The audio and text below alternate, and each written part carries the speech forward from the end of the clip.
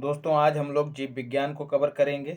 जी हाँ, बिहार पीसीएस 2023 के लिए PYQs कर रहे हैं, मतलब प्रीवियस ईयर क्वेश्चंस कर रहे हैं विद एमडीए मतलब मल्टी डायमेंशनल अप्रोच के साथ। एक क्वेश्चन के साथ साथ और भी संभावित प्रश्न आपको उपलब्ध कराए जा रहे हैं इस श्रृंखला में।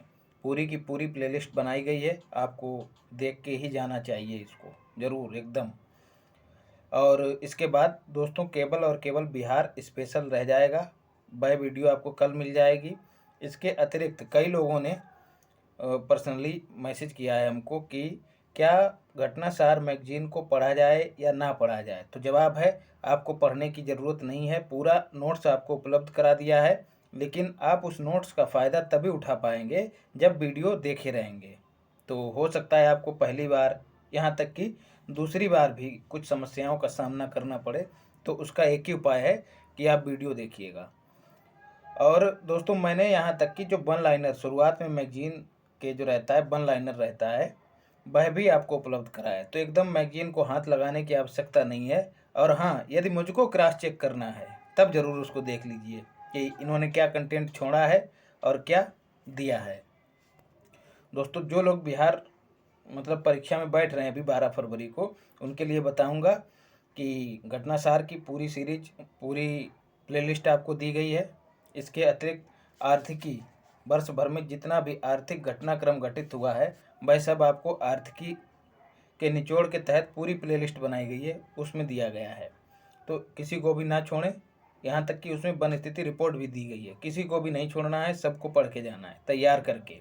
करंट अफेयर में दोस्तों यदि आप 2022 का उठाएंगे, 2022 में जो बिहार पीसीएस परीक्षा हुई है उसमें तकरीबन 35 सवाल, 35 से 38 सवाल पूछे गए हैं दोस्तों करंट अफेयर से।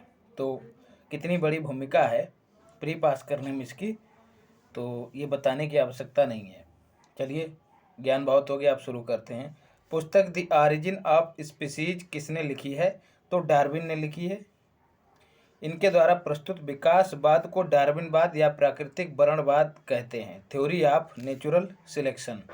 तो चाहे द ऑरिजिन ऑफ स्पीसीज पूछी जाए, वह भी किसने लिखी है पुस्तक? डार्विन ने। इसके साथ ही इन्होंने थ्योरी ऑफ नेचुरल सिलेक्शन का प्रतिपादन भी किया है, याद रखिएगा। मानव तंत्र में इंसुलिन किसका चयापचय नियंत्रित करता है दोस्तों? तो सही जवाब है कार्बोहाइड्रेट का। जी हाँ, इंसुलिन दोस्तों कहाँ से निकलता है? लैंगरहैंस की बीटा कोशिकाओं से इसका उत्पादन होता है दोस्तों। यह ब्लड में ग्लूकोज की मात्रा को निर्धारित करता है। ग्लूकोज जो है दोस्तों इंसुलिन की उपस्थिति में ग्लाइकोजन में बदल जाता है। जी हाँ दोस्तों, ग्लाइकोजन में बदल जाता है इंसुलिन की प्रेजेंस में। जब इंसुलिन कम हो जाता है तो दोस्तों यह ग्लूकोज जो है ग्लाइकोजन में नहीं कन्वर्ट हो पाता है, फलस्वरूप ग्लूकोज की मात्रा ब्लड में बढ़ जाती है और उसी को जो है शर्करा कहते हैं, ब्लड शुगर कह दिया जाता है। तो ग्लाइकोजन में जो ग्लूकोज बदल जाता है वह स्टोर हो जाता है ऊर्जा के रूप में। तो शरीर जो है ग्लाइकोजन को फिर पुनः धीरे धीरे इस्तेमाल करता रहता है ग्लूकोज में कन्वर्ट करके। तो ये पूरा का पूरा घटनाक्रम होता है शुगर से संबंधित। फिर है एंटीबायोटिक कौन सी है दोस्तों इनमें से? तो सही जवाब है पेनिसिलिन भी एंटीबायोटिक है, याद रखना है। सल्फाडाइजिन एंटीबायोटिक है। तो दोनों का ही उपयोग बैक्टीरिया जनित रोगों के उपचार के लिए किया जाता है। तो 1 से 2 विकल्प सही हो गए हैं। तो सही जवाब इसका ई होगा, क्योंकि 1 से अधिक विकल्प सही हैं इसमें, पेनिसिलिन और सल्फाडाइजिन। निम्न में से कौन सा मुख्यतः कार्बोहाइड्रेट है दोस्तों? तो जवाब है चावल, याद रखिएगा। कीट संवर्धन क्या है दोस्तों? कीटों की वृद्धि करने का विज्ञान ही कीट संवर्धन कहलाता है। ठीक है, जैसे कीट संवर्धन कीटों की वृद्धि करने का विज्ञान है, मतलब इन्होंने बताया है। केंचुआ जो है कृषकों का मित्र कहा जाता है केंचुआ को, और उसे भूमि की आंत भी कहा जाता है, याद रखिएगा। फिर है जेनेटिक्स में किसका अध्ययन होता है दोस्तों? तो सही जवाब है आनुवांशिकता और विचरण का, डी विकल्प सही है। गर्भ में भ्रूण के विकास को जानने के लिए निम्नलिखित किरणों या तरंगों में से किसका उपयोग किया जाता है? तो सही जवाब है पराध्वनिक तरंगों का इस्तेमाल किया जाता है। पराध्वनि या फिर पराश्रव्य एक ही बात है।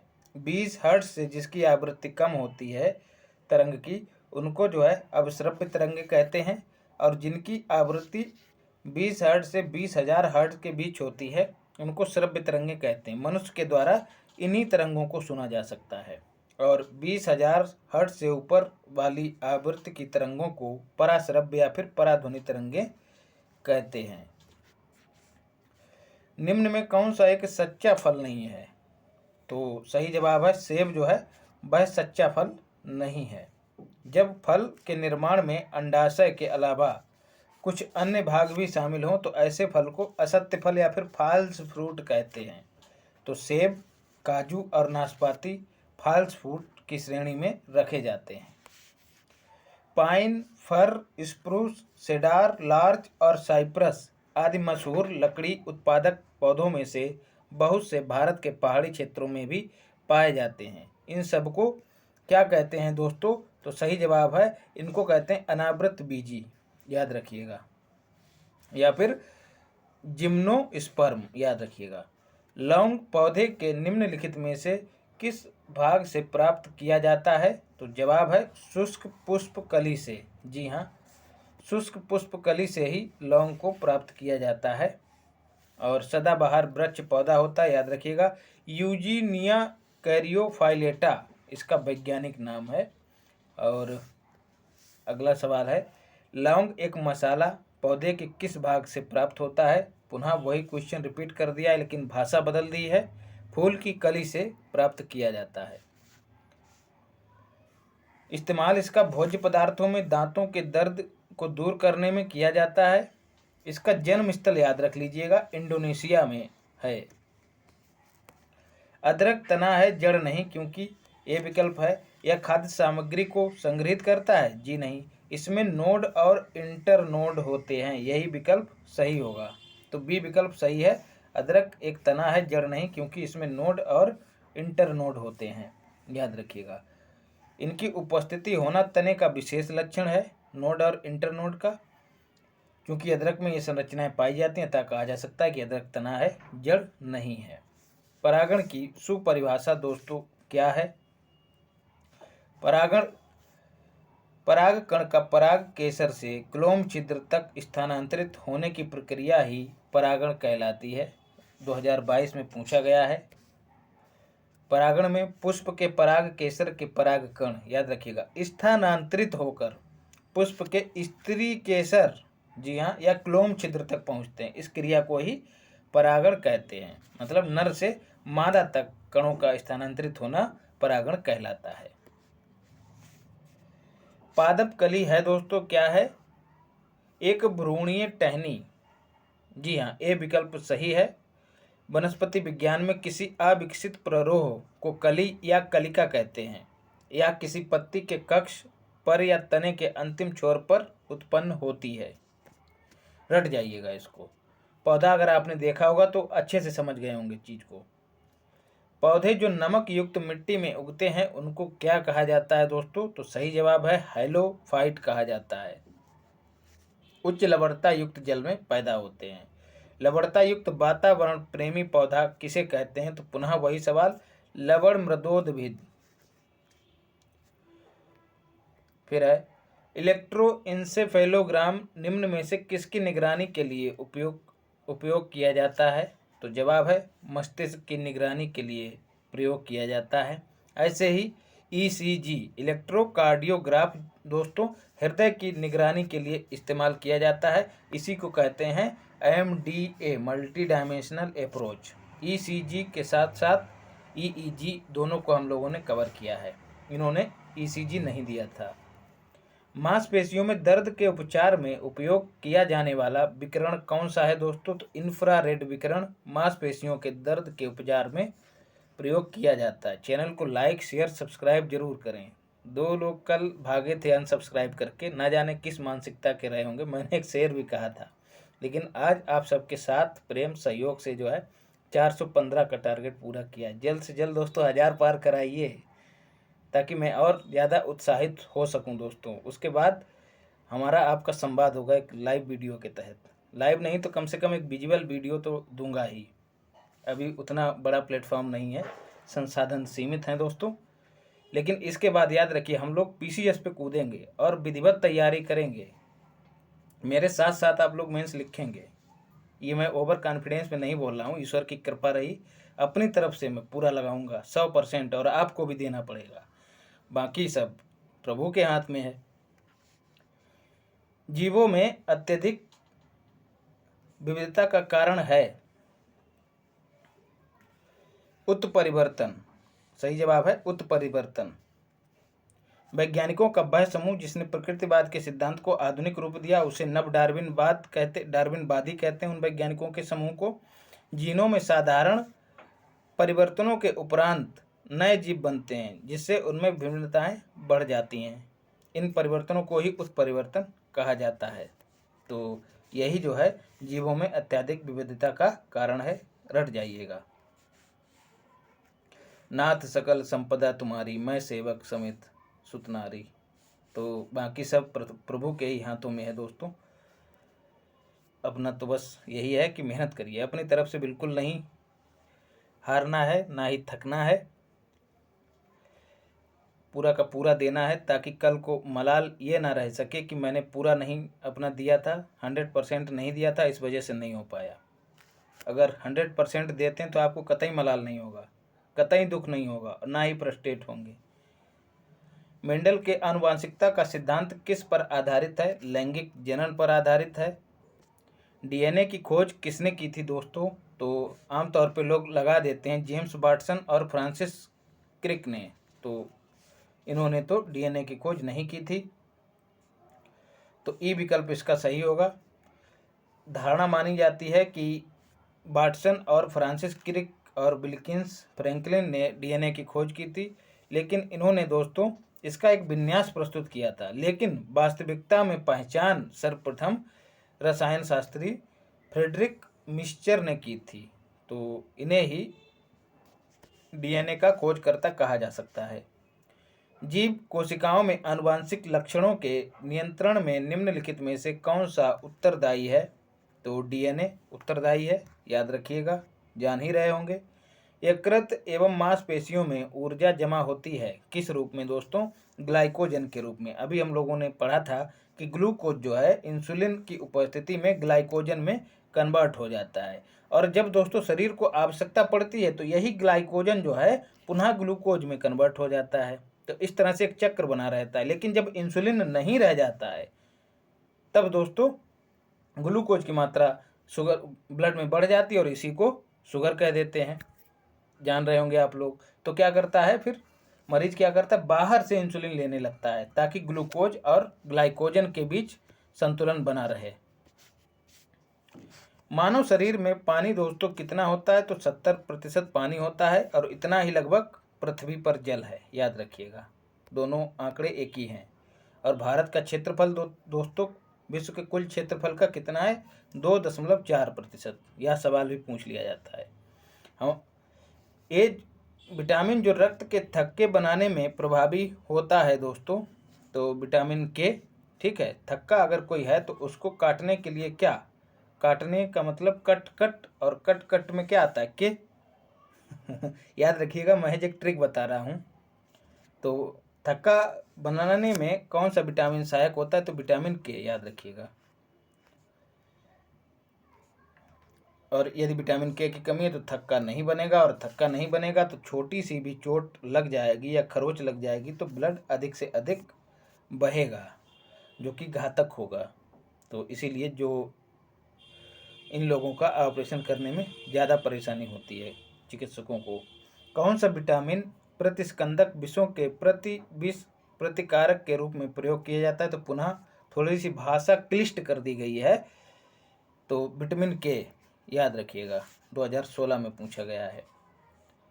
किस विटामिन को अर्गोकैल्सिफेरॉल कहते हैं दोस्तों? तो सही जवाब है विटामिन D2 को अर्गोकैल्सिफेरॉल कहते हैं। केवल विटामिन डी को दोस्तों कैल्सिफेरॉल कहते हैं।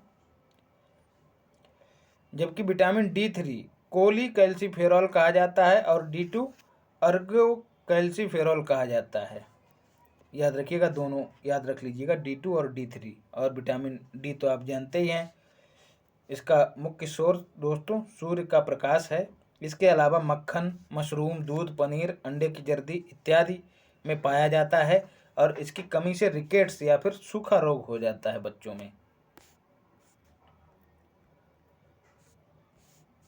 मानव शरीर में विटामिन ए कहाँ भंडारित होता है, बहुत महत्वपूर्ण सवाल है। तो यकृत, जिगर अथवा लीवर में यह भंडारित होता है और इसका रासायनिक नाम दोस्तों रेटिनॉल है, याद रखिएगा। कमी से इसकी रतौंधी रोग हो जाता है। मक्खन, दूध, अंडा, मछली के तेल, गाजर इत्यादि में यह पाया जाता है। निम्न में से कौन सा युग्म सही सुमेलित नहीं है? तो रेटिनॉल दोस्तों, विटामिन ए की बात हो रही है। रेटिनॉल की अधिकता से मतलब कमी से दोस्तों जीरोप्थैलेमिया हो जाता है, एक और रोग है। और टोकोफेराल दोस्तों, इसकी कमी से बेरी बताया, यही कथन गलत है। बाकी साइनोकोबालमीन रक्ताल्पता अर्थात एनीमिया से संबंधित है। साइनोकोबालमीन विटामिन B12 का रासायनिक नाम है। अर्गोकैल्सिफेरॉल दोस्तों, अभी हम लोग पीछे पड़े हैं, विटामिन डी का एक प्रकार है, उसकी कमी से रिकेट्स होता है, तो यह विकल्प भी सही है। तो बी वाला सही नहीं है, ठीक है। अर्गोकैल्सिफेरॉल किसका नाम है? विटामिन D2 का रासायनिक नाम है। बेरी विटामिन B1 की कमी से होता है, अर्थात थायमिन की कमी से, क्योंकि B1 का नाम थायमिन है, रासायनिक नाम। टोकोफेरॉल दोस्तों विटामिन ई का रासायनिक नाम है, याद रखिएगा। और विटामिन ई की कमी से व्यक्तियों में पुरुषत्व का अभाव हो जाता है, नपुंसकता आ जाती है, याद रखिएगा। निम्न में से किस युग्म में सही सुमेलित नहीं है? विटामिन B1 संतरे में पाया जाता है। Vitamin B2, vitamin D card यकृत तेल में, एकदम सही है। विटामिन ई गेहूं और अंकुरित तेल में उपलब्ध होता है, यह सवाल UPPCS में पूछा गया एक बार। विटामिन के अल्फाल्फा एक घास होती है दोस्तों, जो प्रायः पशुओं को खिलाने के लिए इस्तेमाल की जाती है ताकि वो अधिक से अधिक चर्बी गेन कर सकें। ये उन देशों में अल्फाल्फा घास को उगाया जाता है जहाँ पर मांस जो है उत्पादन किया जाता है, मांस का बड़े स्तर पर उत्पादन और विक्रय किया जाता है लोगों की आमदनी बढ़ाने के लिए। तो ये वाला विटामिन B1 बात कही गई संतरे की, तो यही सही नहीं है, थोड़ा सा पाया जाता है संतरे में, तो विकल्प ई इसका सही उत्तर होगा। जिस विटामिन में कोबाल्ट होता है, विकल्प ई ही सही होगा, क्योंकि दोस्तों इन सब में तो पाया ही जाता है। विटामिन डी यकृत तेल में पाया जाता है, विटामिन ई अंकुरित गेहूं के तेल में, विटामिन के अल्फाल्फा घास में, विटामिन B1 संतरे में सूक्ष्म मात्रा में पाया जाता है। तो इसलिए एक भी विकल्प गलत नहीं है, सभी सुमेलित हैं, तो ई वाला सही होगा। जिस विटामिन में कोबाल्ट होता है दोस्तों, वह कौन सा है? बहुत महत्वपूर्ण है, तो वह है B12। इसका रासायनिक नाम रट लेना है, साइनोकोबालमिन, ठीक है। इसी में कोबाल्ट होता है, याद रखना है, और इसी की कमी से एनीमिया या फिर रक्ताल्पता हो जाता है, यह भी याद रखिएगा। इसके महत्वपूर्ण स्रोत मांस, मछली, यकृत, दूध, पनीर इत्यादि हैं। आंत के जीवाणु में भी इसका संश्लेषण होता है, मतलब एक तरह से ये वहाँ उत्पन्न होता है। वयस्क मनुष्य में रक्त का कुल परिमाप कितना है दोस्तों? 5 से 6 लीटर होता है। व्यक्ति के कुल भार का, कुल वजन का 7 से 8% रक्त होता है, याद रखिएगा। आधार या फिर ट्रांसफ्यूजन में रक्त न केवल रक्त के प्रकार में बल्कि RH कारक में भी संगत होना चाहिए। जी हाँ दोस्तों, RH फैक्टर की बात हो रही है यहाँ पर, ये भी एक घटक होता है खून का, तो यह भी मैच करना चाहिए। इसकी खोज दोस्तों किसने की थी? लैंड स्टीनर और बीनर ने की थी। तो टीनर और बीनर याद रखिएगा। रीसस बंदर में खोज की गई थी इसकी पहले, तो सही विकल्प ए है। लाल रक्त कणिका विहीन जंतु कौन सा होता है? तो सही जवाब है, मोस्ट इम्पॉर्टेंट है, 2022 में पूछा गया है। तो लाल रक्त विहीन मतलब RBC के बिना रक्त वाला जंतु कौन सा है? केंचुआ है। किसान मित्र भी इसको कहते हैं, धरती की आंत भी कहा जाता है, याद रखिएगा, ऊपर पढ़ चुके हैं। इनमें से रक्त दाब का मापक यंत्र कौन सा है दोस्तों? तो सही जवाब है स्फिग्मोमैनोमीटर। जी हाँ, ब्लड प्रेशर को इसी से नापा जाता है। एमीटर विद्युत धारा का मापक है। एनीमोमीटर से दोस्तों वायु की गति को नापा जाता है। और स्फेरोमीटर मुझे भी नहीं पता है, आप लोग गूगल कर लीजिएगा। फिर है मनुष्य का औसत रक्तचाप। दोस्तों ये पूछ लिया जाता है, ऊपर वाला सिस्टोलिक होता है, नीचे वाला डिस्टोलिक होता है। जो मनुष्य का हृदय है दोस्तों, वह गुब्बारे की तरह काम करता है। जैसे आपने बचपन में देखा होगा, वो भोंपू गलियों में बजा के पूं पूं पूं दबा के जो है बजाया जाता है, ठीक वैसे ही काम करता है। तो जब उस भोंपू को दबाते हैं, ठीक है, तो जो रक्त धमनियाँ हैं उनमें जो ब्लड का दाब होता है उसको कहते हैं सिस्टोलिक, ठीक है। और जैसे ही वो गली में बेचने वाला जो भी खिलौने या फिर बुढ़िया के बाल बेचते हैं ना साइकिल में बांध के, तो जैसे ही वो उसको भोंपू को पीछे छोड़ता है तो पुनः फूल जाता है गुब्बारा, तो उसको जो है डिस्टोलिक कहते हैं। तो याद रखिएगा, सिस्टोलिक 120 होता है, डिस्टोलिक 80 होता है। और इतना ही दोस्तों, जी हाँ, मनुष्य का औसत रक्तचाप 120/80 होता है, याद रखिएगा। 2 अवस्थाएं आपको बता ही दी हैं। स्फिग्मोमैनोमीटर के द्वारा नापा जाता है। और दोस्तों जो हृदय की धड़कन वगैरह नापी जाती है, जिसको आला भी कहते हैं, आला डॉक्टर अक्सर अपने गले में डाल के रखते हैं, आला कहते हैं, उसको क्या कहते हैं? उसको कहते हैं स्टेथोस्कोप, याद रखिएगा, स्टेथोस्कोप।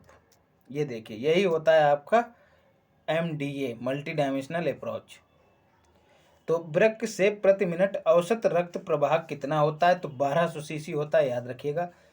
वृक्क मतलब किडनियों की बात हो रही है। रक्त की शुद्धि के साथ शरीर से विषाक्त पदार्थों को मूत्र के माध्यम से किडनी निकालती है। इंसुलिन, देखिए दोस्तों, पुनः वही सवाल एक बार घूम गया है। इंसुलिन क्या है दोस्तों? तो एक प्रोटीन है, याद रखिएगा। अग्नाशय के अंतःस्रावी भाग लैंगरहैंस की दीपिकाओं की बीटा कोशिकाओं से स्रावित होता है। बीटा की बात आई है तो अल्फा पे धनावेश होता है, बीटा पर ऋणावेश होता है, गामा पर शून्य उदासीन होता है। 3 किरणें होती हैं, आपको बताए भी थे। प्लस से बढ़िएगा, फिर कम की ओर, फिर 0 की ओर, इस तरह से घटते क्रम में जाइएगा। अल्फा बीटा गामा, कभी रटना नहीं पड़ेगा। निम्न में से कौन सा हार्मोन है दोस्तों? इंसुलिन, याद रखिएगा। सभी हार्मोन दोस्तों पेप्टाइड होते हैं, प्रोटीन के बने होते हैं, याद रखिएगा। चाहे जो हार्मोन दिया जाए आपको प्रोटीन करना है। महिला सेक्स हार्मोन दोस्तों क्या है? तो एस्ट्रोजन महिला सेक्स हार्मोन है दोस्तों। महिला में जो लिंग संबंधित विभेद किया जाता है जिन लक्षणों के आधार पर, उनका विकास इसी हार्मोन की वजह से होता है। जैसे महिलाओं में, जैसे लड़कियों में स्तनों, दुग्ध ग्रंथियों, गर्भाशय या फिर योनि इत्यादि का विकास, हाँ, बालों का उगना, गुप्तांगों वगैरह में, तो ये सब एस्ट्रोजन की वजह से होते हैं। इसका उत्पादन कहाँ होता है? तो अंडाशय की ग्राफियन पुटिकाओं की थीका, ये सब थीका विका छोड़ दीजिएगा, इतना याद रखिएगा, अंडाशय में इसका उत्पादन होता है। और यौवनारंभ से लेकर रजोनिवृत्त, मतलब जब पीरियड बंद हो जाता है तब तक इसका स्रावन होता रहता है, याद रखिएगा। एस्ट्रोजन ये महिला हार्मोन है दोस्तों, ठीक है। बात करें टेस्टोस्टेरोन, टेस्टोस्टेरोन, ठीक है दोस्तों। टेस्टोस्टेरोन पुरुषों में यही काम करता है जो महिलाओं में एस्ट्रोजन करता है, तो याद रखिएगा। पुरुषों में एक हिस्सा होता है जिसको वृषण कहते हैं, उसको इंग्लिश में कहते हैं टेस्टिकल, ठीक है। टेस्टिकल से ही बना है टेस्टोस्टेरोन, ठीक है। अब नहीं भूलेंगे, भेद कर पाएंगे अच्छे से। एस्ट्रोजन महिलाओं से संबंधित और टेस्टोस्टेरोन पुरुषों से संबंधित। निम्न में से कौन सा हार्मोन स्तन ग्रंथियों से दुग्ध का स्राव होने में भूमिका निभाता है? तो ऑक्सीटोसिन आप लोग जान भी रहे होंगे। ऑक्सीटोसिन गाय या फिर भैंस जो डेयरी होती है वहाँ पर लोग जो हैं ज़्यादा दूध निकालने के लिए इस इंजेक्शन का इस्तेमाल करते हैं। ऑक्सीटोसिन हार्मोन ही होता है दोस्तों। ये क्या करता है, जो पशु या फिर महिला की दुग्ध ग्रंथियाँ होती हैं उनमें एक सिकुड़न पैदा कर देता है और अधिक से अधिक दूध निकल के आ जाता है। तो इसके साइड इफ़ेक्ट भी दोस्तों देखने को मिलते हैं, क्योंकि ये मानव श्रृंखला में पशुओं से होते हुए मानव की खाद्य श्रृंखला में इंटर कर जाता है। और क्या होता है साइड इफ़ेक्ट, जैसे जो बच्चियां हैं वो कम उम्र में जवान होने लगती हैं, या फिर और इसी तरह के साइड इफ़ेक्ट होने लगते हैं। जब बच्चियां कम उम्र में जवान होने लगती हैं तो बच्चों को अगवा करना आसान हो जाता है। मतलब जो इन्हीं सब कामों में संलिप्त रहते हैं लोग, तो वो देखते रहते हैं कि लड़की का शारीरिक विकास हो गया लेकिन मानसिक विकास उतना नहीं हो पाता है, तो उनको भरमाने में उनको आसानी हो जाती है और भरमा लेते हैं। तो भाई बाद में धीरे धीरे मानव तस्करी को बढ़ावा मिल जाता है। इसे ही खैर लीक से हट गया था। निम्नलिखित में से किस हार्मोन में आयोडीन मिली होती है दोस्तों? तो थायरॉक्सिन में आयोडीन मिली होती है। ठीक है, थायरॉक्सिन का स्राव थायराइड ग्रंथि के द्वारा होता है, याद रखिएगा। गले में होती है दोस्तों थायराइड ग्रंथि, और थायरॉक्सिन हार्मोन उसी से स्रावित होता है। और उसको जो है थायराइड ग्रंथि को कौन पुश करता है कि चलो भैया अब थायरॉक्सिन को रिलीज करो? तो उसके लिए TSH हार्मोन होता है दोस्तों, थायराइड स्टिमुलेटिंग हार्मोन। जी हाँ, इसका स्रावन दोस्तों पिट्यूरी ग्रंथि से होता है, याद रखिएगा। तो TSH किसको मैसेज भेजता है दोस्तों? थायराइड ग्रंथि को। थायराइड ग्रंथि क्या करती? थायरॉक्सिन को रिलीज कर देती है। और इस तरह से आयोडीन की मात्रा जो है समान बनी रहती है। आयोडीन की कमी से घेंगा रोग हो जाता है। पीयूष ग्रंथि स्थित होती है दोस्तों आंत में, लीवर में, या फिर देखते हैं और क्या विकल्प है, किडनी में या मस्तिष्क में? जी हाँ, या मस्तिष्क में स्थित होती है। हाइपोथैलेमस के नीचे स्थित होती है। अंतःस्रावी ग्रंथि है, याद रखिएगा। ऐसी ग्रंथियाँ जो हार्मोन को सीधे खून में मिला दें अंतःस्रावी ग्रंथियाँ कहलाती हैं। पौधे अपना पोषक तत्व मुख्यतया किससे प्राप्त करते हैं? तो सही जवाब है कन्फ्यूजन पैदा करने वाला प्रश्न है।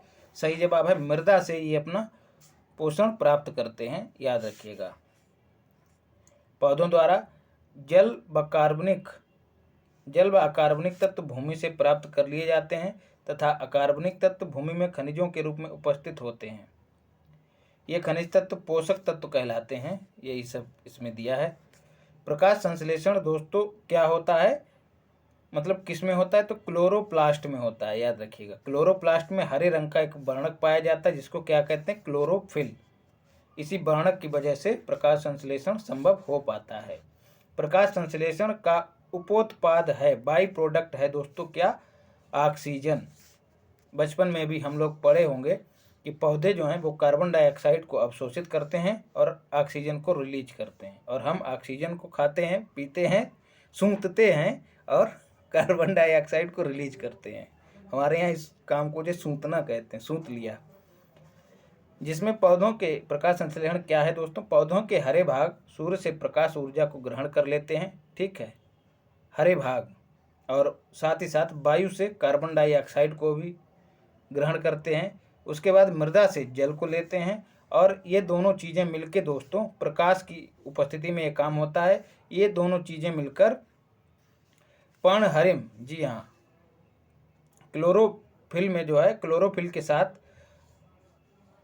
ये यहाँ पर क्या बन रहा है? C6H12O6 एक तरह का कार्बोहाइड्रेट है, और इसके साथ ऑक्सीजन देखिए बाई प्रोडक्ट के रूप में निकलती है, और H2O भी निकलता है। इसको देख लीजिएगा। सौर ऊर्जा ATP में कहाँ बदलती है? बहुत ही फेवरेट प्रश्न है। क्लोरोप्लास्ट में बदलती है, याद रखिएगा। क्लोरोप्लास्ट एक पादप कोशिकांग है जिसमें पर्णहरित या क्लोरोफिल नामक एक प्रोटीन युक्त जटिल रासायनिक यौगिक पाया जाता है, और यही जो है पत्तों के हरे रंग का कारण है। तो एक सवाल ऐसे भी बन सकता है कि पत्तों के हरे रंग का कारण क्या है, तो क्लोरोफिल। क्लोरोफिल कहाँ पाया जाता है ये भी याद रखना है। कहाँ पाया जाता है? क्लोरोप्लास्ट में। क्लोरोप्लास्ट कहाँ पाया जाता है? पौधों में, हरे पौधों में। तो देखिए कई सवाल बने हैं यहाँ से। कोशिका का शक्ति स्रोत होता है, तो माइटोकॉन्ड्रिया सभी लोग जानते होंगे, पावर हाउस कहा जाता है इसको। भ्रूण किसमें मिलता है? तो बीज में मिलता है भ्रूण, सी विकल्प सही है। अंकुरण प्रक्रिया के फलस्वरूप भ्रूण बीज से बाहर आता है। कौन प्रतिजैविक औषधि है या फिर एंटीबायोटिक औषधि है? तो ई विकल्प इसका सही है, मतलब एक से अधिक सही है। एंटीबायोटिक औषधि है। औषधि दोस्तों क्लोरामफेनिकॉल एंटीबायोटिक औषधि है। इसका उपयोग बैक्टीरियल इन्फेक्शन में किया जाता है। इसके साथ ही सल्फागुआनिडीन भी एक प्रकार की सल्फोनामाइड एंटीबायोटिक है जो जीवाणुरोधी एजेंट के रूप में कार्य करता है। तो ई विकल्प सही है क्योंकि एक से अधिक विकल्प सही हैं। टाइफाइड तथा कॉलरा विशिष्ट उदाहरण हैं दोस्तों किसके? तो जलजन्य रोगों के हैं, याद रखिएगा। अच्छा सवाल है। साल में नेला होता है कि नोला होता है? देखते हैं आगे दोस्तों, अगर दिया होगा तो बताता हूँ आपको। जी हाँ, साल्मोनेला होता है। साल्मोनेला टाइफी के कारण जो बैक्टीरिया है दोस्तों, इसके कारण टाइफाइड रोग होता है। और कॉलरा जिसको हैजा भी कहते हैं दोस्तों, कॉलरा का कारण दोस्तों विब्रियो कॉलेरी नामक जीवाणु होता है, याद रखिएगा। ये दोनों रोग दूषित जल से फैलते हैं, याद रखिएगा। मनुष्य में एफ्लाटॉक्सिन खाद्य विषाक्तन द्वारा सामान्यतः कौन सा अंग प्रभावित होता है? तो यकृत प्रभावित होता है। ठीक है, यकृत क्या है? पाचक ग्रंथि है जो कि विषाक्तन या फिर एफ्लाटॉक्सिन द्वारा प्रभावित हो जाती है। एफ्लाटॉक्सिन नामक जहरीला पदार्थ कुछ कवक जैसे एस्परजिलस या फिर पेनिसिलियम की कुछ प्रजातियां उत्पन्न कर भोजन को विषाक्त कर देती हैं, मतलब यह एक तरह से फूड पॉइजन का काम करता है। फूड पॉइजन की घटना को अंजाम देता है एफ्लाटॉक्सिन। मनुष्य के शरीर के किस अंग में लिम्फोसाइट्स का निर्माण होता है दोस्तों? तो सही जवाब है तिल्ली प्लीहा में। ठीक है, इसके साथ साथ अस्थि मज्जा में, बोन मैरो, स्प्लीन में भी होता है और बोन मैरो में भी होता है। तो ई विकल्प इसका सही होगा क्योंकि दो विकल्प सही हैं। लिम्फोसाइट्स हैं क्या दोस्तों? एक प्रकार की श्वेत रक्त कणिकाएं होती हैं जो गश्ती सेना की भांति, जी हाँ, अपना लश्कर लिए पूरे शरीर में घूमती रहती हैं। जो भी बीमारी आए धूं धूं धूं तुरंत खत्म, तथा सुरक्षा तंत्र के सारे भागों के बीच सामंजस्य स्थापित करती हैं, WBC। तो एक तरह से सैनिकों की तरह काम करती हैं। इन्हीं की कमी हो जाती तो लोगों का इम्यून सिस्टम वीक हो जाता है। ओंकोजीन संबंधित है दोस्तों, देखिए कैसे यहाँ पर गेस करना है। ओंकोजीन, ओंकोलॉजी दोस्तों क्या है? कैंसर का अध्ययन करने की शाखा ओंकोलॉजी कहलाती है। आप अस्पताल में गए होंगे तो वहाँ भी आपने देखा होगा एक विभाग होता है इसी नाम से, ओंकोलॉजी विभाग, डिपार्टमेंट। तो कर्क रोग, जी हाँ, कर्क को ही कैंसर कहा जाता है। तो ओंकोजीन कर्क रोग से संबंधित है। रक्त कैंसर की रोकथाम में प्रयोग किया जाने वाला रेडियो समस्थानिक दोस्तों कौन सा है? तो ई विकल्प सही है क्योंकि दो हैं। कौन कौन सा? एक तो रेडियो फास्फोरस P32 है, दूसरा कोबाल्ट 60 है, याद रखिएगा। और दोनों का उपयोग ल्यूकेमिया, एक प्रकार का रक्त कैंसर है, उसके इलाज में किया जाता है। तीव्रता एवं प्रयुक्तता के आधार पर निम्न में से कौन सा कर्क रोग उत्पन्न कर सकता है तथा उसका उपचार भी कर सकता है, मतलब रोग भी पैदा करेगा और उपचार भी करेगा? तो सही जवाब है आयनीय विकिरण। आयनीय विकिरण दोस्तों, इसी विकिरण का इस्तेमाल करके जो शरीर में गांठ होती है उसको नष्ट किया जाता है, और यही जब ज़्यादा मात्रा में शरीर के ऊपर आपतित होता है तो कैंसर का कारक हो सकता है। तो यह निदान भी करता है और बीमारी से ग्रस्त भी करता है। सहज प्रणाली का परिवर्धन निम्नलिखित में से कौन सा है? तो सही जवाब है प्रणाली की स्वपोषी क्रिया। जी हाँ, सहज प्रणाली तंत्रिका प्रणाली का एक भाग है जो सहज प्रकार्यों को नियंत्रित करती है। अतः सहज प्रणाली के विकास को प्रणाली की स्वपोषी प्रक्रिया के रूप में परिभाषित किया जा सकता है, मतलब अपने आप पोषण करने की प्रक्रिया जो है सहज प्रणाली तंत्रिका प्रणाली कहलाती है। शरीर का तापक्रम नियंत्रित करता है किसे दोस्तों? तो हाइपोथैलेमस जो है, जी हाँ, मनुष्य के मस्तिष्क में स्थित एक भाग है, उसी का एक भाग है मस्तिष्क का। हाइपोथैलेमस ही शरीर का तापमान निर्धारित करता है। यह फ़ारेनहाइट में कितना होता है, दोनों रट लेना है, 98.6 डिग्री फ़ारेनहाइट, और सेल्सियस की बात करें तो 37 डिग्री सेल्सियस।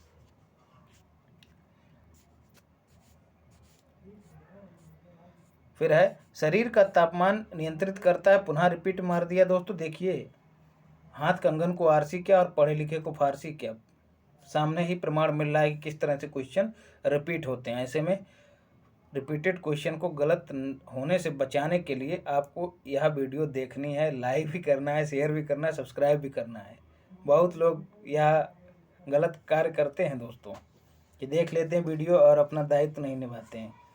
लैंगिक जनन से आनुवांशिक विचरण कैसे होता है?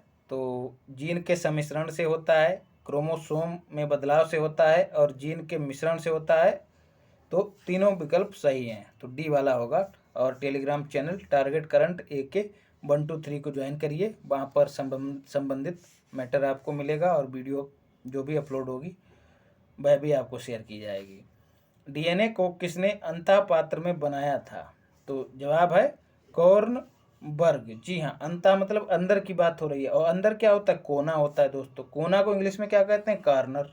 ठीक है, कोने में एक वर्ग बनाया, वहीं पर वर्गाकार एक बर्तन था, पात्र था, वहीं पर जो है DNA को बनाया था। तो ट्रिक कैसे बना, कॉर्नर बर्ग में ही DNA को बनाया था। तो किसने बनाया था, कॉर्नबर्ग ने बनाया था। इतना ही याद रखिएगा, अब नहीं भूलेंगे। पार्किंसन बीमारी के उपचार के विकास के लिए किसको नोबेल पुरस्कार दिया गया? तो कार्लसन को दिया गया, याद रखिएगा, ये विकल्प सही है। इसमें क्या होता है, लक्षण शरीर में कपकपी, अकड़न, गति अक्षमता इत्यादि लक्षण होते हैं। डोपामाइन की कमी के कारण दोस्तों यह होता है, मस्तिष्क के कुछ भागों में डोपामाइन की कमी के कारण यह रोग होता है। इसके लिए एक कारगर औषधि, जिसको एल-डोपा भी कहा जाता है, को विकसित किया जा सकता है। कौन सा दिन डायबिटीज दिवस के रूप में मनाया जाता है? महत्वपूर्ण सवाल है। डायबिटीज को तो बेहतर तरीके से हम लोग जान ही चुके हैं। क्या एक पेज छूट गया है दोस्तों, 62 के बाद 54, ये क्या हुआ? ये प्रश्न अधूरा है दोस्तों, देखते हैं अगर इसमें कुछ 62 और 54,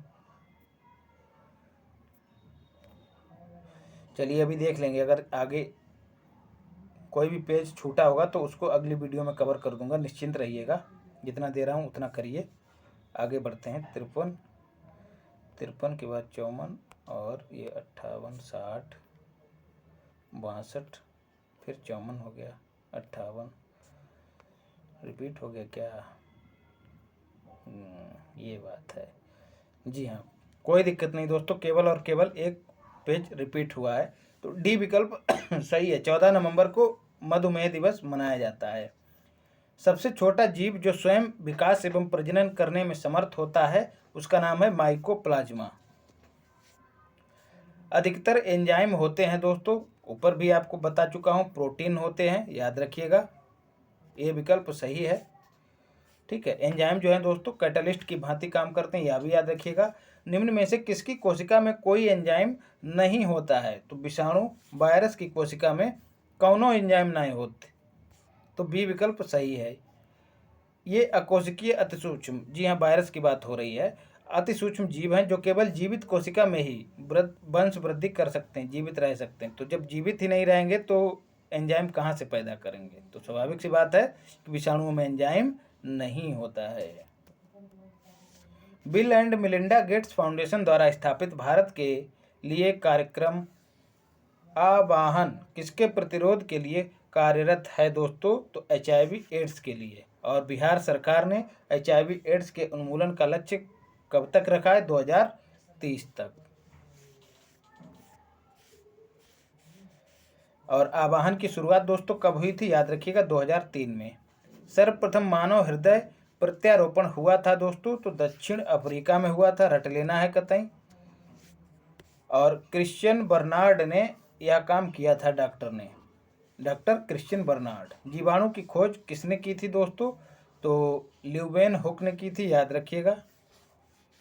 किस वैज्ञानिक चिकित्सक ने पहली बार टीकाकरण की शुरुआत की थी, तो एडवर्ड जेनर ने पहली बार टीकाकरण की शुरुआत की थी, याद रखिएगा। इन्होंने सबसे पहले चेचक के टीके की खोज की थी, याद रखिएगा। और इसीलिए इनको इम्यूनोलॉजी का पिता भी कहते हैं, किसको, एडवर्ड जेनर को। बायोडिग्रेडेबल अपशिष्ट को आमतौर पर किसकी मदद से उपयोगी पदार्थ में बदला जा सकता है, तो जवाब है बैक्टीरिया की मदद से बदला जा सकता है। कणकीय तत्व क्या है दोस्तों, तो ये जो है वायु प्रदूषक होते हैं, याद रखिएगा। इनको इंग्लिश में पार्टिकुलेट मैटर भी कहते हैं। PM5 और PM10 आपने पढ़ा होगा। संवहनी वैस्कुलर पौधों में पानी ऊपर किससे जाता है, तो सही जवाब है जाइलम ऊतक से या फिर जाइलम टिश्यू से। कैसे याद रखेंगे, 2 सवाल बहुत ही दोस्तों पूछे जाते हैं, उनकी पुनरावृत्ति होती रहती है कि पौधों में भोजन का संचरण किस ऊतक से होता है, तो फ्लोएम के तहत, फ्लोएम। और जल का जाइलम, तो जाइलम जल, ऐसे याद रखिएगा, जाइलम का जल और फ्लोएम फूड, फ्लोएम जाइलम जल, इस तरह से याद रखिएगा।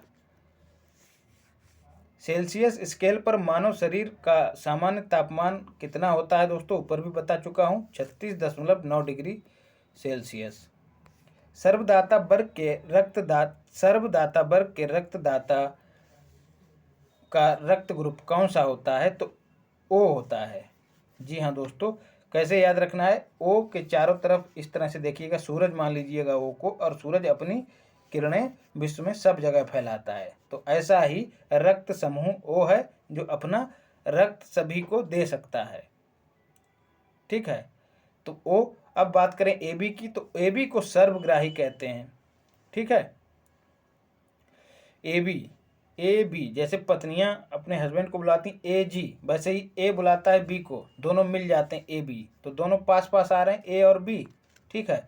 तो AB, B मत मान लो हस्बैंड है और A जो है पत्नी है, ये बुलाता है B को, बुलाती है B को। AB जब दोनों पास आ जाते हैं तो चारों तरफ से ऊर्जाएं आने लगती हैं इनकी ओर, इसको अन्यथा मत लीजिएगा, केवल याद करने के लिए बता रहा हूँ। जैसे A जो है B के पास आता है, वैसे ही चारों तरफ से रक्त भी इन दोनों के पास आने लगता है, अर्थात यह सर्वग्राही रक्त ग्रुप है, याद रखिएगा। O दाता है, AB सर्वग्राही। अच्छा लगा हो तो एक बार कमेंट करिएगा। सार्वभौमिक स्वीकार्य रक्त समूह है, देखिए सवाल पूछ लिया गया AB, अब नहीं भूलेंगे। ऐसे ही दोस्तों ट्रिक आपको यूनिक देता हूँ, लेकिन फिर भी आप लोग जो है धीरे से निकलते हैं, खट से वीडियो देखा और निकल लिए, लाइक भी नहीं करते हैं। हड्डियों की पढ़ाई विज्ञान की किस शाखा के अंतर्गत होती है दोस्तों, तो ऑस्टियोलॉजी के तहत होती है, याद रखिएगा। ऑस्टियोलॉजी में अस्थियों का अध्ययन, ओरोलॉजी में पर्वतों का अध्ययन, सेरोलॉजी में रुधिर सीरम का अध्ययन, और जियोलॉजी में पृथ्वी की आंतरिक संरचना का अध्ययन किया जाता है। कशेरुक रज्जु में से कितनी जोड़ी तंत्रिकाएं निकलती हैं, तो याद रखिएगा 31 जोड़ी। मनुष्य के जीवन काल में कितने दांत 2 बार विकसित होते हैं, तो 20 दांत 2 बार विकसित होते हैं, और 12 दांत केवल 1 बार पैदा होते हैं, याद रखिएगा। खोपड़ी में कितनी अस्थियां होती हैं दोस्तों, तो सही जवाब है 28। खोपड़ी में क्या क्या, कपाल को भी शामिल किया जाता है, मुख को, कंटिका को और कान को। एक सवाल और पूछा जाता है, मानव कंकाल में कितनी अस्थियां होती हैं, तो 206 होती हैं। मानव शरीर में कितनी मांसपेशियां होती हैं, तो 639 होती हैं। 2 फैक्ट हुए। मानव मुख में, चेहरे में कितनी अस्थियां होती हैं, तो 14 होती हैं, यह भी याद रखिएगा। तो 3 सवाल आपको दिए हैं। मनुष्य के शरीर में पैर की हड्डी होती है दोस्तों, तो सही जवाब है ठोस होती है, ना कि खोखली या फिर कीलक या संरंध्री। सवाल नंबर 81, 20 वर्ष की आयु में मानव शरीर में हड्डियों की संख्या होती है दोस्तों, तो डी विकल्प, इनमें से कोई नहीं, और सर्वाधिक नज़दीक दोस्तों 200 होगा, लेकिन डी है तो कोई दिक्कत ही नहीं। अगर ई होता तो हम उसको ई कर देते। 20 वर्ष तक जी हाँ वयस्क माना जाता है मनुष्य, उसमें 206 हड्डियाँ होती हैं, तो एक भी विकल्प नहीं है। निम्न में से कौन सा मनुष्य में अवशेषी अंग नहीं है? जी हाँ दोस्तों, निक्टिटेटिंग पर्दा मेम्ब्रेन, निक्टिटेटिंग मेम्ब्रेन। फिर है ऑरिकुलर मसल्स, जी हाँ कर्णपाली की मांसपेशियां, देखा होगा जिसमें महिलाएं कुंडल पहनती हैं कान में, जो लटकता हुआ हिस्सा होता है उसी को कहते हैं ऑरिकुलर मसल्स। और निक्टेटिंग मेम्ब्रेन किसको कहते हैं दोस्तों? यह आँख से संबंधित है। देखा होगा हमारे यहाँ कहते हैं स्थानीय भाषा में आँख में कीचड़ आना, आँख में कीचड़ सफ़ेद सफ़ेद देखा हुआ, गंदगी आँख इकट्ठी हो जाती जहाँ पर, वहीं पर आप ध्यान से देखेंगे तो एक एक आवरण सा लाल लाल दिखाई देगा आँख में। तो वह दोस्तों पहले क्या था, पूरा था आँख पे, धीरे धीरे जैसे जैसे समय बीता वह कम होता चला आया और वहीं पर सिमट के रह गया नाक के पास में। तो उसी को दोस्तों निक्टेटिंग मेम्ब्रेन कहते हैं। तो यह भी अब इसका कोई इस्तेमाल नहीं है, इसलिए दोस्तों इसको जो है अवशेषी अंग कहा जाता है। कर्णपाली को भी अवशेषी अंग कहा जाता है। और बर्मी फार्म अपेंडिक्स, जी हाँ अपेंडिक्स मनुष्य की बड़ी आंत में एक होता है, छोटा सा गुटमुना टाइप का लटकता रहता है, उसका भी कोई प्रयोग नहीं होता, तो इनको अवशेषी अंग कहते हैं। तो इसमें क्या नहीं है, तो सामने वाले चपटे दांत अवशेषी अंग नहीं है। उम्मीद करता हूँ अच्छा लगा होगा। जैविक सिस्टम में रासायनिक क्रिया की प्रक्रिया को तेज करने में उत्तरदायी पदार्थ कौन सा होता है? एंजाइम होता है। एंजाइम हम बात आपको बता भी चुके हैं ऊपर कि एंजाइम जो है कैटालिस्ट अर्थात उत्प्रेरक की भांति काम करते हैं। ये क्रिया को, रासायनिक प्रक्रिया को तेज कर देते हैं। आपने हाई स्कूल इंटर में पढ़ा भी होगा कि उत्प्रेरक क्या होते हैं, तो जान रहे होंगे। विटामिन जो खट्टे फलों में पाया जाता है तथा चर्म को स्वस्थ रखने में जरूरी होता है, वह कौन सा होता है? तो विटामिन सी होता है। याद रखिएगा, आंवला, नींबू, संतरा, नारंगी, अमरूद, इनमें पाया जाता है। आंवला बहुत पूछ लिया जाता है, ठीक है, और संतरा भी पूछा जाता है। ये दो फेवरेट हैं, विकल्प में जरूर रहेंगे। इसका रासायनिक नाम दोस्तों एस्कॉर्बिक अम्ल होता है और इसकी कमी से स्कर्वी रोग हो जाता है। देखिए एस्कॉर्बिक में ही इसकी थोड़े थोड़े जो शब्द हैं जिनसे मिल के बना है, इससे मिलते हैं स्कर्वी, कंफ्यूज नहीं होना। बापेरा यहाँ भी टंगा, स्कर्वी में भी, और एस्कॉर्बिक में भी बापेरा टंगा है, ठीक है, मात्रा में नहीं बोलूँगा। दूध किसका घटिया स्रोत है दोस्तों? जी हाँ, सबसे कम क्या पाया जाता है दूध में? Vitamin C. एक सवाल ऐसे ही पूछा जा सकता है कि दूध में क्या कोई विटामिन नहीं होता है? कथन दिया रहेगा तो आपको सचेत रहना है। दूध में होता है विटामिन, लेकिन बहुत ही सूक्ष्म मात्रा में होता है। घटिया स्रोत है विटामिन सी का। बाकी प्रोटीन भी होता है, कार्बोहाइड्रेट भी होता है और कैल्शियम भी होता है। दूध को सर्वोत्तम आहार कहा जाता है दोस्तों। विटामिन सी का रासायनिक नाम क्या है? फिर पुनः वो रिपीट मार दिया है। इंसुलिन प्राप्त होता है दोस्तों किससे? डहलियों की जड़ों से, याद रखिएगा इंसुलिन। फिर है अधिक 80% से अधिक सेल में पाया जाने वाला पदार्थ कौन सा होता है? तो जल होता है। कोई बड़ी बात नहीं है, समझ गए होंगे। ये जो सवाल पूछा है 1995 में पूछा, मुझे नहीं लगता कि दोबारा पूछा जाएगा, फिर भी आप लोग देख लीजिएगा, मैंने काट दिया है, सही उत्तर भी नहीं था इसका। निषेचन की क्रिया कहाँ पर होती है दोस्तों? तो अंडवाहिनी में होती है, फैलोपियन ट्यूब जिसको कहते हैं, ठीक है। रिप्रोडक्शन सिस्टम आपने पढ़ा होगा तो जान रहे होंगे भली भांति। आधुनिक मनुष्य का पूर्वज कौन है दोस्तों? तो सही जवाब है क्रो मैग्नान मानव जो है आधुनिक मनुष्य का पूर्वज है। यह आधुनिक मानव से मिलता जुलता था और आज के मानव के एकदम समान, 6 फुट लंबा और पूरी तरह सीधा था। पाषाण युग में रहता था, अस्थि औजारों का इस्तेमाल करता था। विकास का मुख्य कारक दोस्तों क्या है? प्राकृतिक वर्ण है, ठीक है। सर्वाधिक मान्य सिद्धांत को विकास का संश्लेषणात्मक सिद्धांत के नाम से जाना जाता है। इसमें जाति के अभ्युदय को आनुवांशिक विविधताओं की अन्योन्य क्रियाओं एवं प्राकृतिक चयन के आधार पर प्राकृतिक चयन के आधार पर स्पष्ट किया गया है। कवक पौधों में नहीं पाया जाता है दोस्तों, तो सही जवाब है पर्णहरित, क्लोरोफिल नहीं पाया जाता है।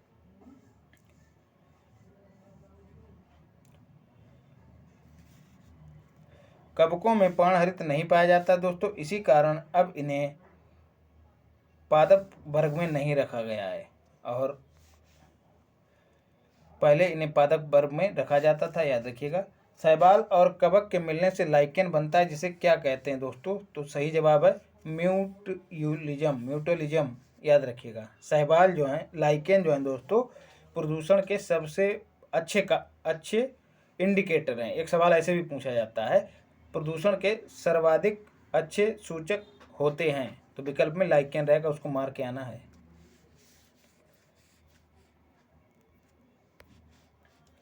शैवाल कार्बनिक पदार्थों का संश्लेषण करते हैं। देखिए, एक दूसरे के पूरक हैं दोस्तों। शैवाल कार्बनिक पदार्थों का संश्लेषण करते हैं, मतलब उनको पैदा करते हैं शैवाल, ठीक है, जो स्वयं और कवकीय घटक के लिए पर्याप्त होता है। जो कवक होते हैं उन्हीं कार्बनिक पदार्थों को खाते हैं, ठीक है।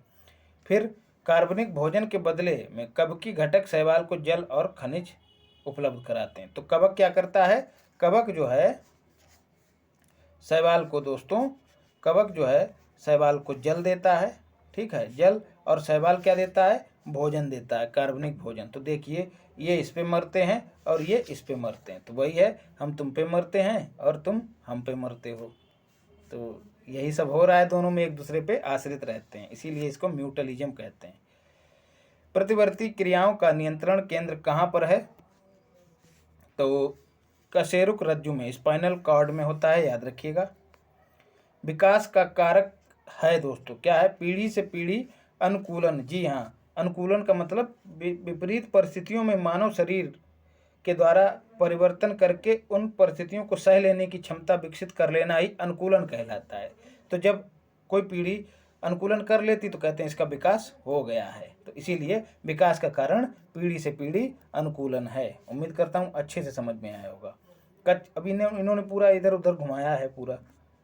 कच्चे फलों को कृत्रिम रूप से पकाने के लिए प्रयोग में लाई जाने वाली गैस का नाम क्या है दोस्तों? तो बी और डी दोनों विकल्प सही हैं। एसिटिलीन भी कच्चे फलों को पकाती है और एथिलीन भी, लेकिन एसिटिलीन के द्वारा फल पकाने पर प्रतिबंध लगा दिया गया है, तो एथिलीन इस्तेमाल में लाई जाती है। माँ पौधे की भांति पौधा मिलता है दोस्तों किससे? तो याद रखना है, तना काट से। देखा नहीं होगा आपने, तना काट, कोई टहनी होती है पौधे की, उसको ज़मीन में दबा दिया जाता है, यहाँ पर वजन रख के, मिट्टी वगैरह रख के, और बाद में क्या होता है, जब वो टहनी बड़ी होती है तो यहाँ पर जड़ें निकल आती हैं, बाद में इधर से काट दिया जाता है और इसको रोपित कर दिया जाता है, पौधा तैयार हो जाता है। पानी मिट्टी से जड़ों में जिस भौतिक प्रक्रिया द्वारा गुजरता है उसे क्या कहते हैं? रट लेना है, परासरण कहते हैं।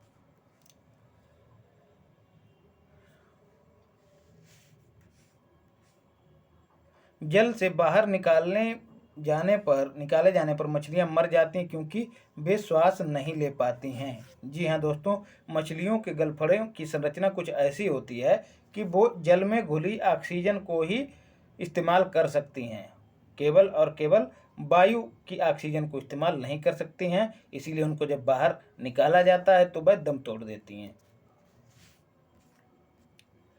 जहाँ जीव रहता है उस सटीक जगह को क्या कहते हैं दोस्तों? तो आवास कहते हैं, इसमें कोई रॉकेट साइंस नहीं है। मधुमक्खी कॉलोनी के सदस्य एक दूसरे को किस प्रकार पहचानते हैं? तो गंध से पहचानते हैं, याद रखिएगा। जिस तरह से एक भंवरा एक कली को सूंघ के पहचान लेता है, वैसे ही मधुमक्खियाँ भी पहचानती हैं।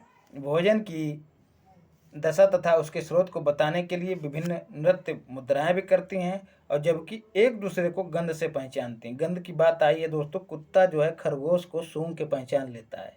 ऐसे ही मच्छर दोस्तों, मच्छरों की एक बात बताऊं, मच्छर दो प्रकार के होते हैं, नर और मादा। मादा मच्छर ही काटती है दोस्तों, नर वाला नहीं काटता है। अब सवाल बनता है कि पहचान कैसे करनी है?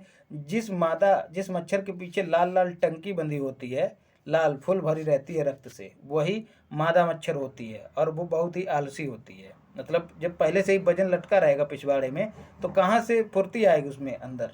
तो यही जो है पट्ट से मर जाती है, वहीं खून छोड़ देती है, टंकी फैल जाती है उसकी। तो ये गंध के द्वारा मच्छर आकर्षित होते हैं, और कार्बन डाइऑक्साइड की गंध को भी पहचान लेते हैं। तो मनुष्य जो है ऑक्सीजन लेता है, CO2 छोड़ता है, तो CO2 तो मनुष्य के पास ही दोस्तों मच्छर इसीलिए जाता है, उसकी गंध और कार्बन डाइऑक्साइड की वजह से जाता है। यदि आप अपने कमरे या फिर जहाँ आप रहते हैं वहाँ पर साफ़ सफाई नहीं है तो वहाँ मच्छर होना इसीलिए लाजमी होता है, याद रखिएगा। इसलिए कपड़े साफ सुथरे रखें और खुद भी साफ सुथरे रहें। मायोग्लोबिन में कौन सी धातु होती है दोस्तों? तो लोहा होती है, याद रखिएगा। मायोग्लोबिन लोहा और ऑक्सीजन युक्त प्रोटीन है जो सभी स्तनधारियों की मांसपेशियों में पाया जाता है, जबकि हीमोग्लोबिन रक्त में पाया जाता है। ठीक है, मायोग्लोबिन मांसपेशियों में, देखिए मांसपेशियों में माँ है और मायो में भी माँ है, ऐसे याद रखिएगा। मनुष्य के शरीर में खून के शुद्धिकरण की प्रक्रिया को क्या कहते हैं? डायलिसिस कहते हैं, जान रहे होंगे। जिसकी किडनी खराब होती हैं उसका रक्त इसी प्रक्रिया के माध्यम से शुद्ध किया जाता है। निम्न में से किसकी कमी से मधुमेह होता है दोस्तों? इंसुलिन की कमी से होता है, कई बार बता चुका हूँ। एड्स निम्न कारणों में से किसके द्वारा होता है दोस्तों? तो विषाणु से होता है, याद रखिएगा। एड्स एक बीमारी है जो किस कारण होता है? HIV वायरस के कारण होता है, याद रखिएगा। एड्स बीमारी का पूरा नाम क्या है? Acquired immuno deficiency syndrome. कक्षा 6 या 7 में आपने पढ़ा होगा। ह्यूमन इम्यूनो डिफिशियंसी वायरस किसकी फुल फॉर्म होती? HIV की। HIV के द्वारा होने वाला रोग है, तो पुनः रिपीट मार दिया है, छोड़ना है इसको। निमोनिया एक संक्रमण है दोस्तों, किसका? फेफड़ों का, याद रखिएगा। फेफड़ों में सूजन आ जाती है तो व्यक्ति को सांस लेने में दिक्कत होती है और फेफड़े सूज जाते हैं दोस्तों, याद रखिएगा। बुखार, ठंड वगैरह आती है, ये सब इसके लक्षण हैं। स्त्रियों की तुलना में पुरुष अधिक वर्णांधता से पीड़ित हो सकते हैं क्योंकि उनमें केवल एक एक्स क्रोमोसोम होता है, याद रखिएगा। और महिलाओं में दोस्तों एक्स क्रोमोसोम होते हैं। ठीक है, तो एक एक्स जो वर्णांधता के जीन को यदि वहन करता है, ठीक है, तो दूसरा सामान्य एक्स क्रोमोसोम उसे संतुलित कर देता है। लेकिन मनुष्य में भाई दूसरा एक्स है ये नहीं, तब मनुष्य जो है रोगग्रस्त हो जाता है और महिलाएं नहीं होती हैं, वो केवल वाहक का कार्य करती हैं। एस्पिरिन कहाँ से मिलती है दोस्तों? तो सही जवाब है एक पेड़ से मिलती है, और उस पेड़ का नाम दोस्तों क्या है? बिलो। जी हाँ, बिलो उसका नाम है। उसी की छाल से एस्पिरिन को प्राप्त किया जाता है, रट लेना है। और दोस्तों जो बिलो पेड़ है उसी की लकड़ी से बैट का निर्माण, बल्ले का निर्माण होता है, रट लेना है। इसी को कहते हैं MDA। निम्न जोड़ों में से कौन सा जोड़ा सही सुमेलित नहीं है? मतलब सही सुमेलित है, यह वाला जो रासायनिक त्रुटि होती है दोस्तों, यहाँ पर जो लोग नहीं है भूल जाते हैं पढ़ना, या फिर है भूल जाते हैं, तो पूरा का पूरा मटिया मेट हो जाता है सवाल का, गोड़ देते हैं उसको। तो मलेरिया जो है क्लोरोक्विन, दोनों सुमेलित हैं। मलेरिया की दवाई क्लोरोक्विन है। टिटनेस BCG नहीं दोस्तों, BCG किसका टीका है? BCG TB का टीका है, याद रखिएगा। स्कर्वी दोस्तों विटामिन C की कमी से होती है, और विटामिन C का रासायनिक नाम है एस्कॉर्बिक एसिड। ट्यूबरक्यूलोसिस दोस्तों के लिए दोस्तों क्या होता है? BCG का टीका लगाया जाता है। BCG का टीका एक सवाल ये भी पूछा जाता है, कब दिया जाता है? तो जन्म के तुरंत बाद 24 घंटे के अंदर दिया जाता है और 7 दिन तक दिया जा सकता है। एक सवाल ये भी पूछ लिया जाता है, तो इसको तैयार कर लीजिएगा। गेहूं की खेती के लिए कौन से उर्वरक का प्रयोग किया जाता है? तो नाइट्रोजन का प्रयोग किया जाता है। क्लोरोफिल में कौन सा धातु आयन पाया जाता है दोस्तों? तो क्लोरोफिल में मैग्नीशियम आयन पाया जाता है। कंफ्यूज होने के लिए, करने के लिए आपको मैग्नीज भी रहेगा विकल्प में। यहाँ पे तो गनीमत है, इन्होंने नहीं दिया मैग्नीज, लेकिन मैग्नीज भी रहेगा, तो कंफ्यूज नहीं होना है। मैग्नीशियम पाया जाता है। इसको कैसे रटेंगे दोस्तों? प्रकाश संश्लेषण की क्रिया कहाँ होती है? क्लोरोप्लास्ट में होती है। क्लोरोप्लास्ट में क्या होता है? क्लोरोप्लास्ट में ही क्लोरोफिल होता है। जी हाँ, पौधों के हरे रंग का कारक होता है, जिसको वर्णक भी कहते हैं हरे रंग का, और इसी की उपस्थिति में दोस्तों प्रकाश संश्लेषण की प्रक्रिया संपन्न होती है। इसलिए एक फिगर बना के आपको बता दिया मैंने, ताकि परेशानी ना हो। पौधों एवं पेड़ों का खाना तैयार करने की प्रक्रिया क्या कहलाती है? फोटोसिंथेसिस, ऊपर भी बता चुका हूँ, या फिर प्रकाश संश्लेषण। जी हाँ, पौधे जो हैं वायु से कार्बन डाइऑक्साइड लेते हैं, मृदा से जल लेते हैं, और प्रकाश की उपस्थिति में और पर्णहरित जो होता ही है पौधों में, और प्रकाश की उपस्थिति में क्या बनता है, ये कार्बोहाइड्रेट बनता है, ऑक्सीजन मुक्त होती है और जल बनता है, जल वाष्प बनती है। तो यही प्रक्रिया क्या कहलाती है, फोटोसिंथेसिस कहलाती है। कीटभक्षी पौधे मिट्टी में किसकी कमी से उगते हैं, तो नाइट्रोजन की कमी से उगते हैं, पूछ लिया जाता है। जीवन चक्र की दृष्टि से पौधे का सबसे महत्वपूर्ण अंग दोस्तों क्या होता है, तो पुष्प होता है, याद रखिएगा। जीवन चक्र की दृष्टि से पुष्प में ही परागण द्वारा भ्रूण का विकास होता है, जिससे बीज बनता है और बीज के अंकुरण से पुनः पौधा होता है। इसलिए पुष्प जो है बहुत महत्वपूर्ण है। पौधे का तना पौधे के सभी हिस्सों में भोजन वितरित करने में तथा, अब सही विकल्प है, दूसरे कौन से काम में शामिल होता है, तो इसमें नहीं दिया है। तो पौधे का तना सभी हिस्सों में भोजन को जल के साथ वितरित करने, भोजन के भंडारण में, या पौधे को सहारा देने में, पत्ती फूल एवं फलों को सहारा देने में, पौधे को आकार देने में भूमिका निभाता है। तो एक से अधिक विकल्प सही हैं, तो ई वाला सही होगा। सबसे लंबा जीवित वृक्ष कौन सा है दोस्तों, तो सही जवाब है सिकोआ, रट लेना है। यूकेलिप्टस को दोस्तों आतंकवादी पौधा कहा जाता है, यह भी याद रखिएगा। यह पानी को सोख लेता है।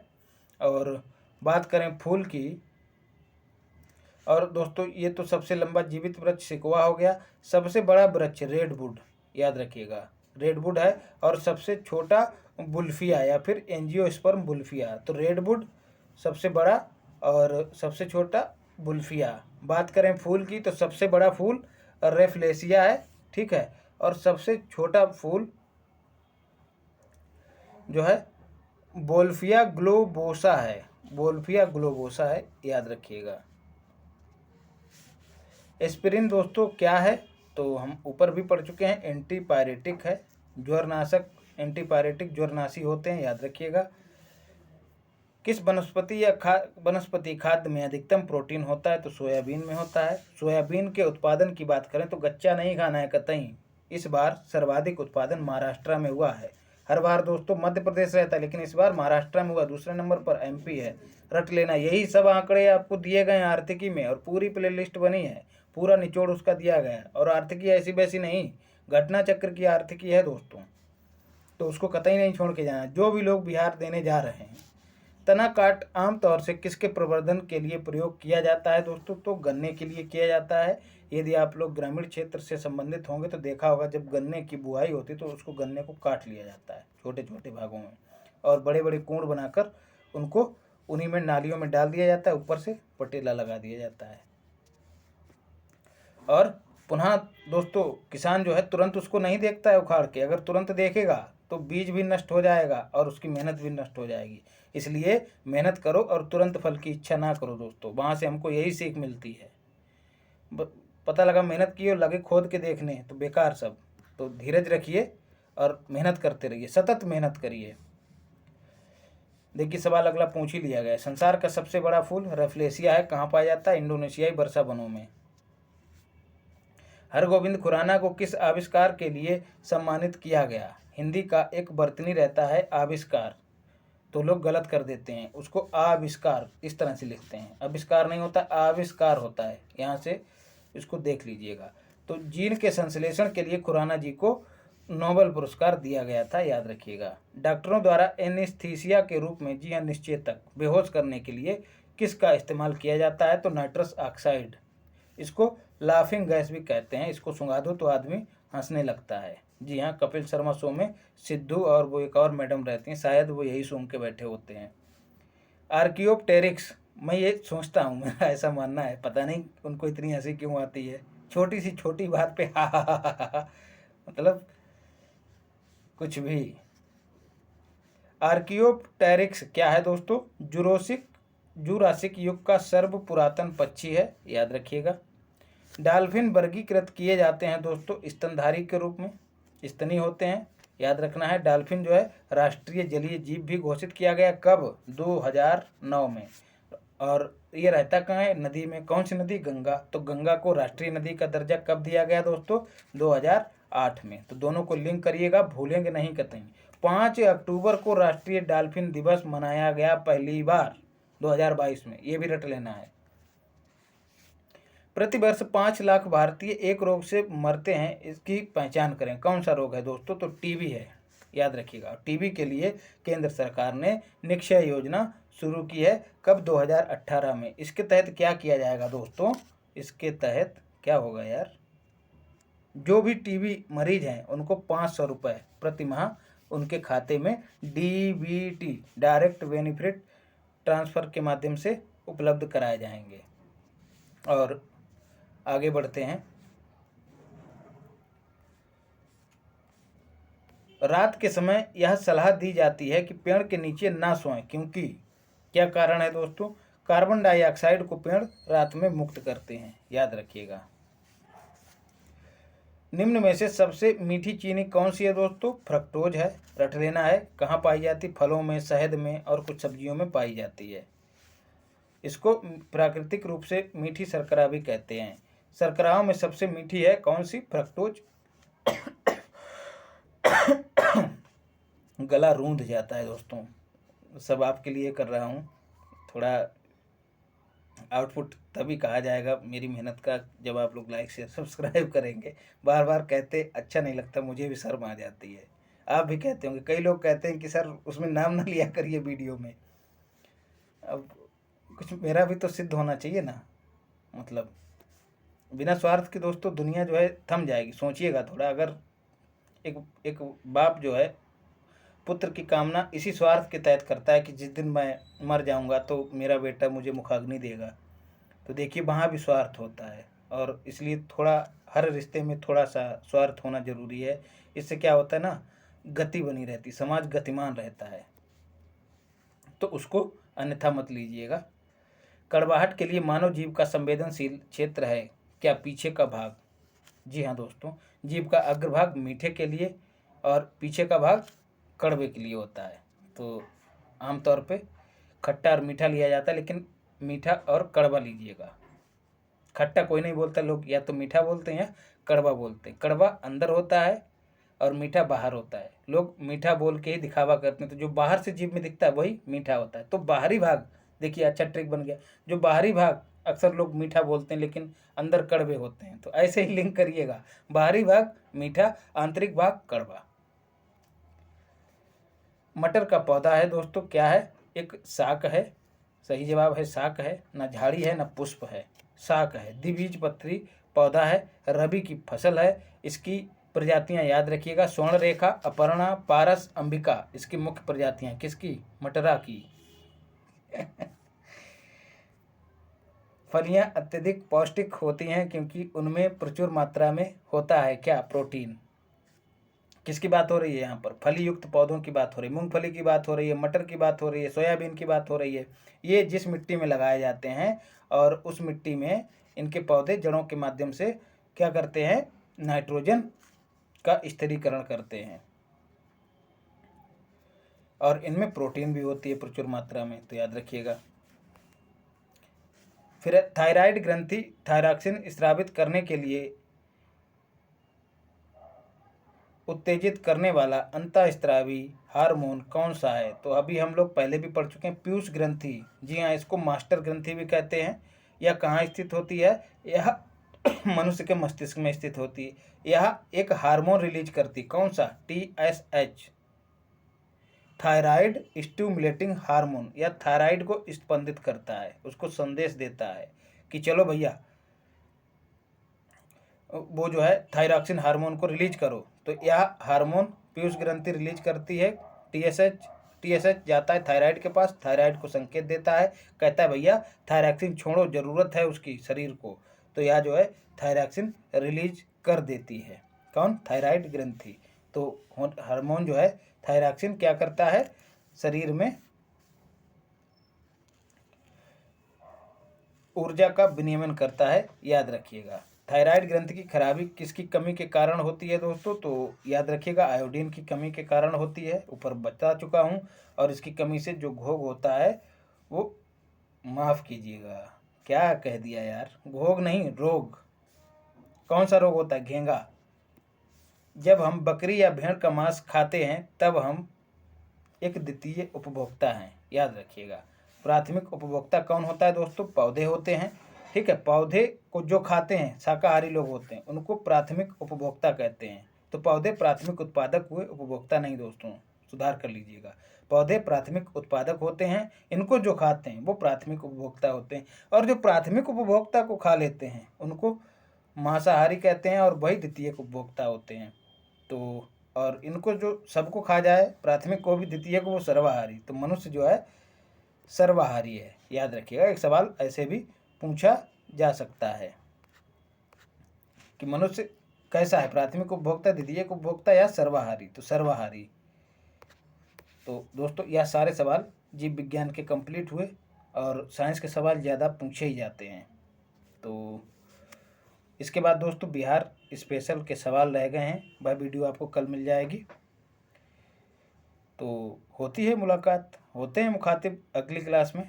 धन्यवाद।